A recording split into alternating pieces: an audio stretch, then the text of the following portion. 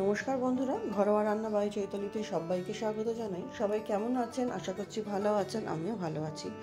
আজকে আমি একটু ভিন্ন স্বাদের একটা সোয়াবিনের রেসিপি করব, যেটা খেতে হয় দুর্দান্ত। তার জন্য আমি প্রথমে একটা বাটিতে 2 চামচ বেসন নিলাম, নেবো 1/2 চামচ মতো শাহি গরম মশলার গুঁড়ো, আর নেবো স্বাদ অনুযায়ী নুন। নিয়ে শুকনো মশলাগুলো একটু আমি মিশিয়ে নেবো। মিশিয়ে নিয়ে আমি একটা সোয়াবিনের প্যাকেট, মানে 10 টাকা যে সোয়াবিনের প্যাকেটগুলো হয়, সেটা আমি গরম জলের মধ্যে একটু ভাপিয়ে নিয়ে জলটা খুব ভালো মতো ছেঁকে একটা বাটিতে নিয়ে নিয়েছি। নিয়ে বেসনটা দিয়ে আলতো হাতে প্রথমে মাখাবো, তারপরে একটু ঝাঁকিয়ে ঝাঁকিয়ে সয়াবিনগুলো আমি কোট করে নেবো। তাতে সয়াবিনগুলো যখন ভাজবে খুব ক্রিস্পি হবে, খেতেও দুর্দান্ত হবে।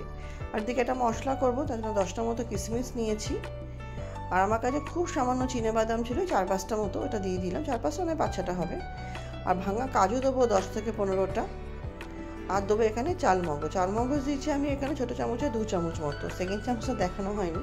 দিয়ে খুব সামান্য জল দিয়ে এটা আমি একটা স্মুথ পেস্ট করে নেবো। আর এদিকে আমি কড়াইতে সাদা তেল দিয়ে নিয়েছি ওই 3-4 চামচ মতো, দিয়ে সোয়াবিনগুলো ভাজা ভাজা করে নেবো। নতুন বন্ধু যারা আমার এই ছোট্ট চ্যানেলে নতুন, ভিডিওটি প্রথম দেখছেন, আমার রেসিপিটা যদি সামান্য হলে ভালো লেগে থাকে, চ্যানেলটি সাবস্ক্রাইব করে পাশে থাকা অনুরোধ রইল, পাশে থাকা বেল আইকনটি প্রেস করে অল নোটিফিকেশানটা অন করে নেবেন, যাতে চ্যানেলে যখনই নতুন রেসিপি আপডেট করা হবে সবার আগে আপনাদের কাছে নোটিফিকেশান পৌঁছে যাবে। রেসিপিটি ভালো লাগলে অবশ্যই লাইক করে দেবেন, শেয়ার করে দেবেন। সয়াবিনটা ভাজা হয়ে গেছে, তুলে নিলাম। এবার সেই কড়াইতেই আবার আমি 3 চামচ মতো তেল দিয়ে গোটা গরম মশলা, 2টো তেজপাতা ফোড়ন দেবো। দিয়ে 6 থেকে 7 সেকেন্ড নাড়াচাড়া করে এর মধ্যে দিয়ে দেবো আমি 1/2 ইঞ্চি আদা গ্রেট করা, দিয়ে সেটাকেও আমি 6 থেকে 7 সেকেন্ড মতো নাড়াচাড়া করে নেবো, যাতে আদার গন্ধটা চলে যায়। তারপরে যে আমি কিশমিশ, কাজু, চালমগজের পেস্টটা করেছিলাম সেটা দেবো। সেটা দিয়ে আমাকে একটু নাড়াতে হবে, কারণ যেহেতু কাজু আছে নিচে লেগে যেতে পারে।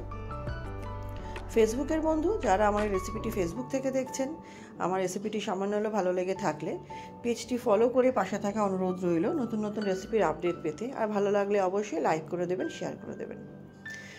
কাজু কিশমিশটা একটু ভালো মতো কষে যাওয়ার পর, কাঁচা গন্ধ চলে যাওয়ার পর, এর মধ্যে আমি কিছু গুঁড়ো মশলা দিলাম। 1/2 চামচ জিরে গুঁড়ো, 1/2 চামচ ধনে গুঁড়ো, আর কাশ্মীরি লঙ্কা গুঁড়ো দিয়ে দিচ্ছি 1/2 চামচ।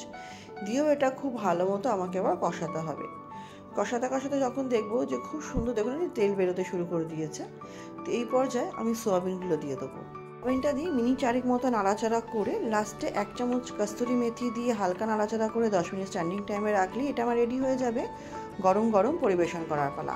এটা আমি রুটির সাথে করেছি, গরম গরম রুটি। আপনারা চাইলে রুমালি রুটি, নান পরোটার সাথেও করতে পারেন। রেসিপিটা আশা করছি আপনাদের ভালো লাগবে। ভালো লাগলে অনুরোধ করবো অবশ্যই ট্রাই করবেন। কেমন লাগলো কমেন্ট সেকশনে জানাবেন।